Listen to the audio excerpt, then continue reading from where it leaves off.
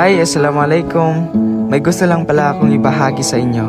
As a photographer or videographer, gusto ko lang ibahagi sa inyo kung ano yung mga na-experience namin during work.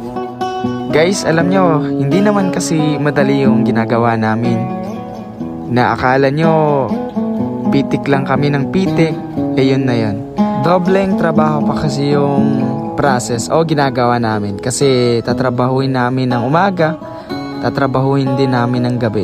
Kaya medyo hassle, pero hindi ko sinasabi dahil nagrereklamo ako. Kumbaga, gusto ko lang ibahagi sa inyo kung ano yung mga na-experience namin. Base sa mga na-experience namin, gusto ko lang ibahagi. At alam na alam yan ng mga kapwa naming photographer o videographer na hindi talaga madaling maging isang